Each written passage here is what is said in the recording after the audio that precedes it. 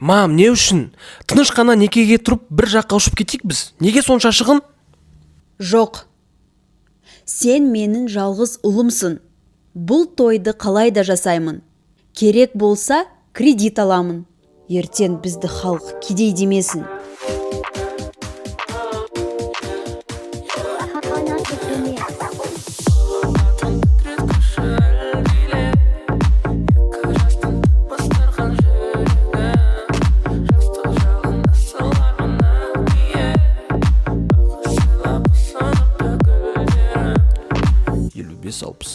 Блин, осы айға бізге қатты жетпей жатыр ақша. Қарызға сұрайық.